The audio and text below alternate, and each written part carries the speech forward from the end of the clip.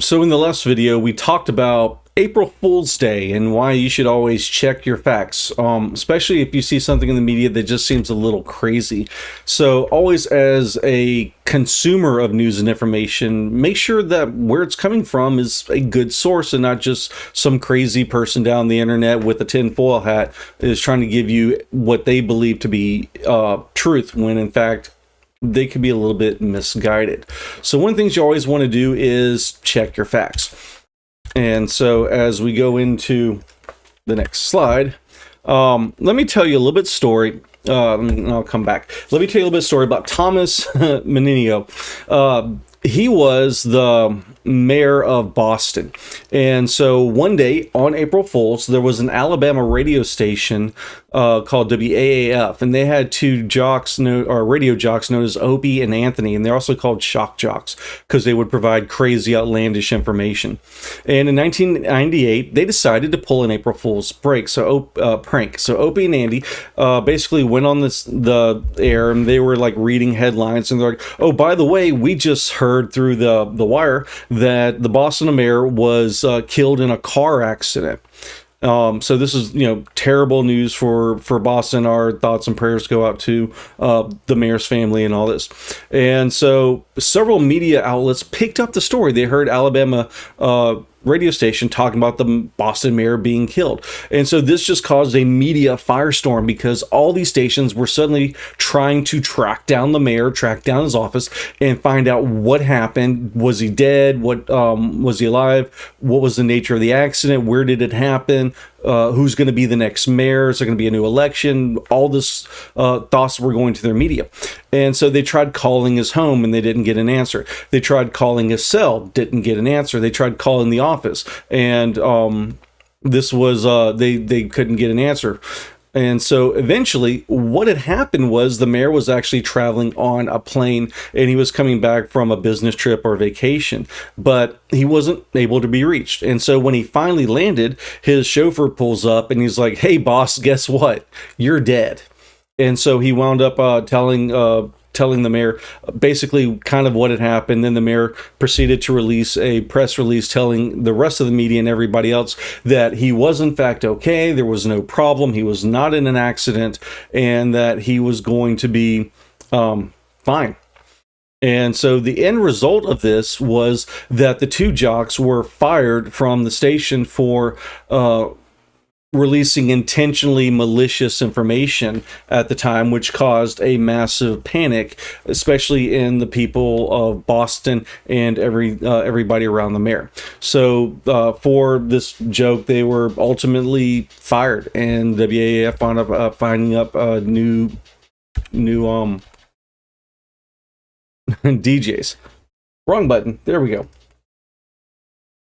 So another example of stations and places not checking their information.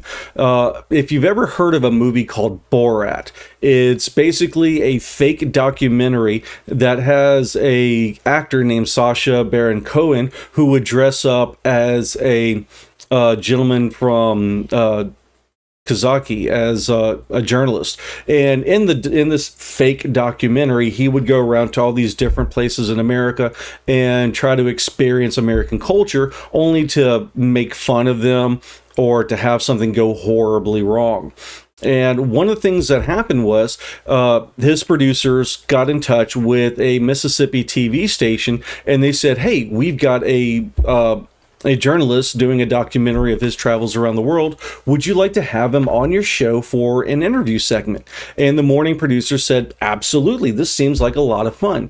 And so they proceeded to book Borat, or Sacha Cohen, as their guest. And when he was on the show, he again started acting very kind of disrespectful. He was also causing a lot of problems. So you can kind of see in like one of the upper pictures that he has a lapel microphone, and he's screaming into it, which is causing the audio to become distorted and loud. And so he wouldn't just talk, he would actually like grab it and then like scream loudly into the microphone. So they kept trying to tell him, "No, you don't have to scream, you don't have to yell, just talk normal." And then they finished the segment and they wound up going into weather next. And during the weather segment, Borat got up, walked over to the weather anchor, and he started like shaking his hand and saying, "It's very nice to meet you. I'm Borat. I'm a journalist." And the guy's trying to do weather, and he's like, "Well, it's very nice to meet you. I need you to get out of the way because I'm trying to do weather." And then it kind of finally came out that this was all a fake documentary, and it was all for the sake of comedy. And in the end, that instead of having a legitimate newscast, they wound up making fun of the station, the way that Borat acted through it. Now, after that had happened, they wound up releasing the producer of that show, and it cost her job because basically, after booking him and not verifying his credentials, not double checking the facts on his story to find out that he was in fact an actor, the TV station lost they lost their ability to actually trust that producer. If she fell for one mistake, what would happen if she fell for another one? So ultimately, she said that they never really trusted her again after that, and it wound up costing her a job. So she wound up leaving the station and either going to another station or changing jobs, all because she didn't verify that the information that was presented to her was factual. She just took it at face value. And so a lot of this comes into place because stations want to be the first to beat everybody else to the story. They want to have that late breaking news. They want to have the ability to have that exclusive chance for them to present that information before anybody else. And so I've also seen like a trend where almost every story they have is breaking news. So CNN put this out and they said, "Hey, we've got breaking news. The Titanic sank 102 years ago tonight." I don't really consider something that happened 102 years ago breaking news. To me, breaking news is something that is more recent than that, but it's also going to be an elevation up from traditional news that might happen. So if we're doing normal stories about COVID vaccination, if we're covering there was a building collapse in Florida. Now, when the building first collapsed, the first run of that was extremely poignant and newsworthy. That would be breaking news because this event just happened. And then 2, 3, 4, 5 days later, it's now kind of moved down into a lower level. So I think if you start over using certain phrases and graphics like breaking news, everything's breaking news, you're going to desensitize your audience away from some of the more important things. So here's an example of breaking news causing problems. There was a report that came out of a hoax that happened in the city of Washington, D.C. with their mayor. Basically, what had happened was somebody had called the ABC station on the phone, and this was back in the 70s before we had like cell phones and social media. We pretty much just had television news, and most stations were talking to their reporters either through like CBs and walkie-talkies. They didn't really have pagers. Pagers definitely couldn't do text. They just had pagers that could just beep and oh, somebody called me. So somebody had called the ABC station in Washington, D.C., and they told them that the mayor had just been shot in his front yard and he was fatally wounded. And they said, "Okay, if you want to verify this, because I know I'm just an anonymous caller, here's the number for the mayor's office." And he gave them the number, 555-1234 or something. And so he hung up the phone. ABC then took the number they just wrote down from this guy, called it, and someone picked up saying, DC mayor's office, and the ABC asked them, "We just heard reports that the mayor had been fatally shot. Can you confirm or deny these facts?" And the person on the phone said, "Yes, I can confirm that the mayor has been shot, gunned down in his front yard of his house." And so ABC then went into panic mode and breaking news mode. So they wanted to beat NBC and CBS and everybody else to the beat or to the punch for broadcasting the story, for breaking it to the public. So that way, by having it first, most of the public would now watch ABC instead of NBC and CBS. So they hopped on their CBs and their radios and they started calling all the reporters. "We've got a code 1 emergency. We need everybody to wake up and to come in. If you're off today, come in. We've got a big news going on." And because the assignment manager of NBC and CBS is listening to the radio frequencies of police, fire, and even the competition, they started hearing that something big was happening. but they didn't know what it was. So over the course of about the next 10 minutes, ABC finally started telling reporters, okay, reporter number 1, I need you at the mayor's residence. Reporter number 2, I need you at the mayor's office. Reporter number 3, I need you to go to the nearest hospital and wait for the arrival. And so by using stuff like this, NBC and CBS were finally starting to piece together that something big had happened. It involved the mayor, and so they started sending people over to the mayor's house. They started sending people over to the mayor's office, and they probably even sent someone to the hospital. Not sure why they were going, but they were going to go anyways. And so about 10 minutes after the story, or after the first phone call had come in, ABC went on the air and they said, we interrupt this television show to let you know that the mayor of Washington, D.C. has been fatally shot. We'll provide you with more information as soon as we learn it. And then they went off back to the show. And about like 2 or 3 minutes after that, NBC and CBS realized that the mayor had been shot because they heard it from ABC. So they went on the air and they said, we're getting reports that the mayor has been shot. We will let you know as soon as we get more information. And so then they went back to their regularly scheduled program.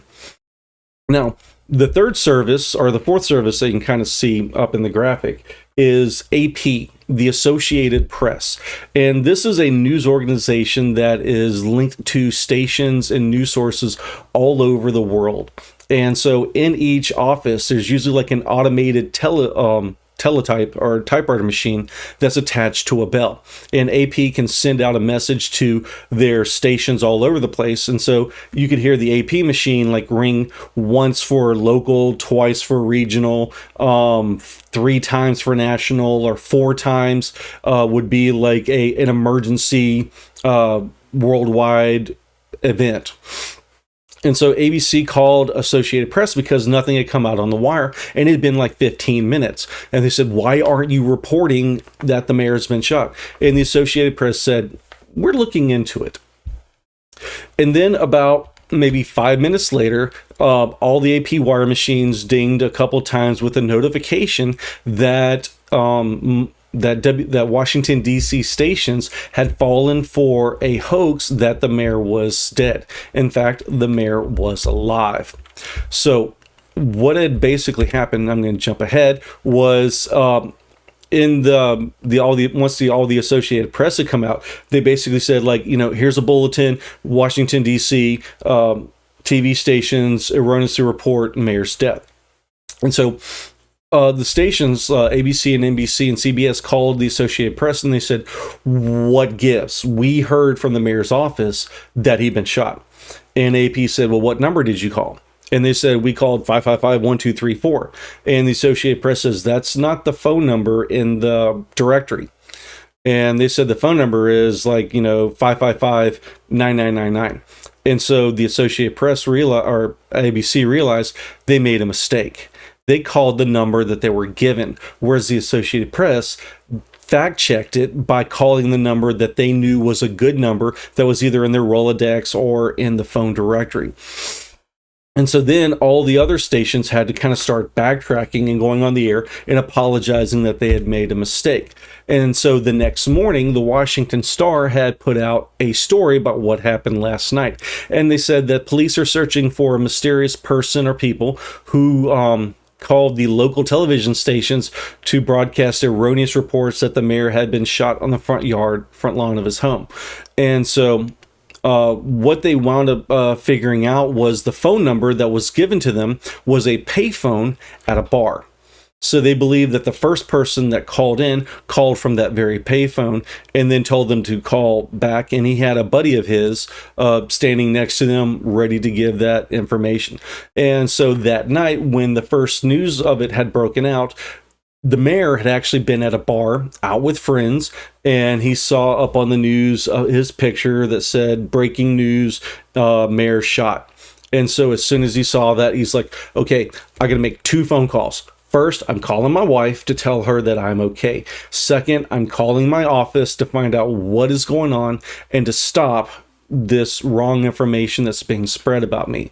And so about the time that he called his office, the Associated Press called in, and so they had the correct information saying that the mayor was in fact okay. But all of this stemmed because breaking news, and one station hurriedly got some information, tried to rush it out before the rest of the other stations could kind of beat them to it, and they didn't thoroughly fact check it because they were in such a hurry.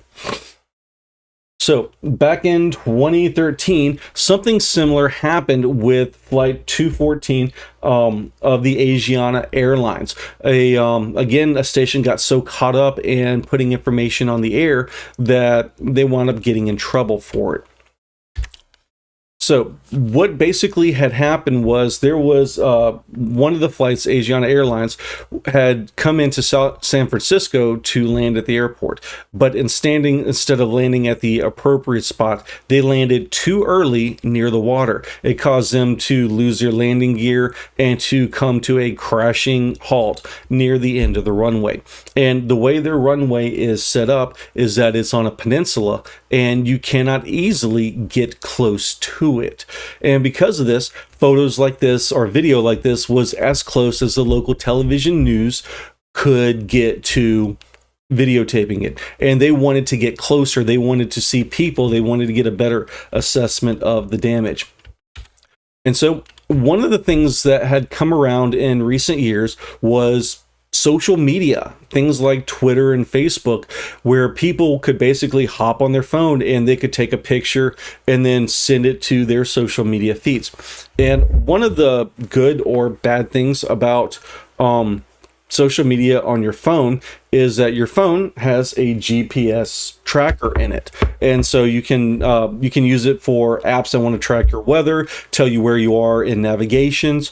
But also, one of the settings in the phone is that it will put the GPS coordinates on that image, so you can go back later and you can see, hey, where were all the photos I took in Dallas, or if I'm in San Francisco, where are all the photos I took in San Francisco. Well, television stations now have access to software that can quickly scan social media for what's going on in real time. And so they use this software to zoom into the airport, and they started saying, okay, I want to see Twitter feeds coming from this area of GPS coordinates. And suddenly pictures started popping up of people sharing pictures of them coming out of the plane and some of the devastation. And so these stations were quick to like grab these pictures off of social media, throw them up on their screen, and they say, in addition to the video that we have from like far away, we now have close-up images showing you what's going on. We can see people are being evacuated, and it looks like almost everybody is making it out safe without too many major injuries. And then it happened. Someone had sent a message to one of the San Francisco stations saying, I have the names of the 4 people who were piloting that plane. And so they, and this came in a text message or an email to the stations. So the producer and the assignment editor took that email, showed it to the producer, and the producer says, yes, I got the 4 names. I want to get these on the air as fast as possible. So during the show, they basically built a quick page graphic, which, like I said, page graphics are really nice when you want to get information out quickly that you don't necessarily have video for, and it's a good way to organize it.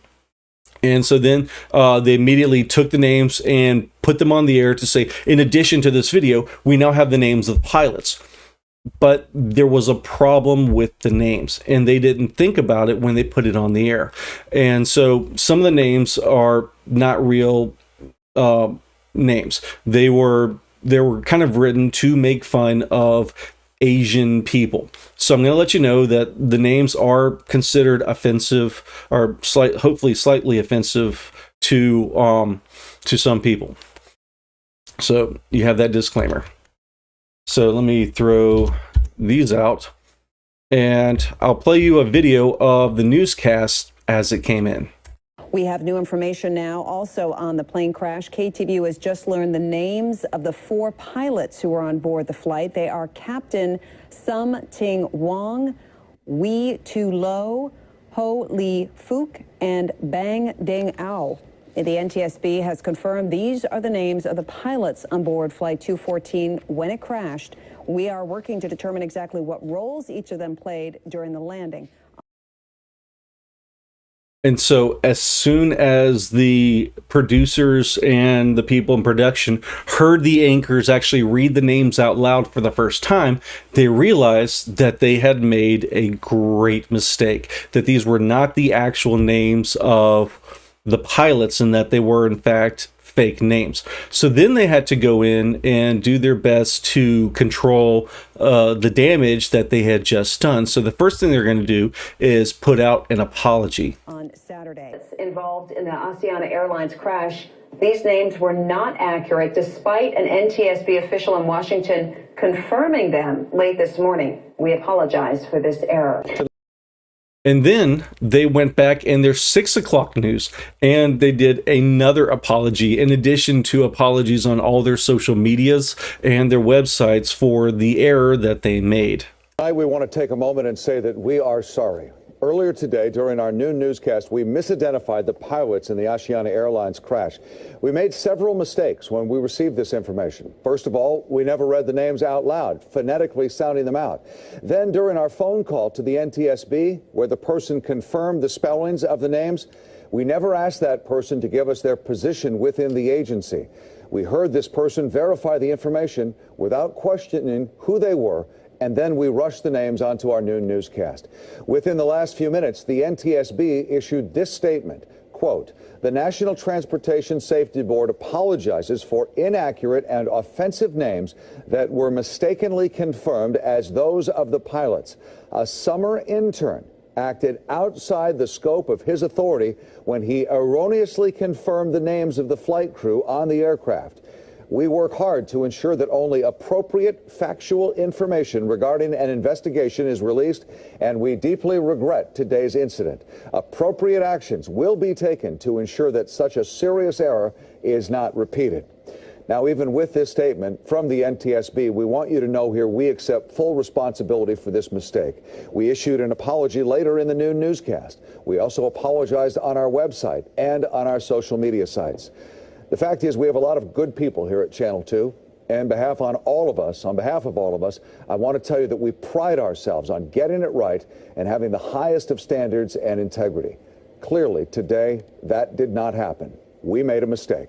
So again, from all of us here at KTVU, we can only offer our sincerest apology in this case. So they realized that they were in such a hurry to get that information out that they made a mistake. They did in fact check it.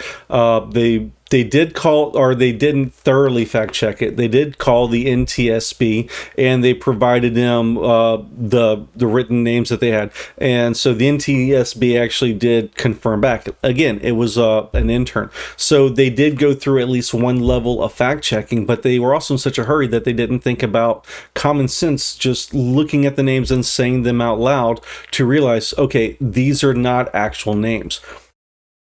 And so they had to go in and immediately do damage control for such a bad error. So one of the first things that came out about it was Asiana filed a lawsuit against KTVU. They said that the action had been taken by them on the report not only disparaged agents in general, though racially charged epitaphs such as the names, but it also severely damaged the reputation of Asiana Airlines, the company said in their statements.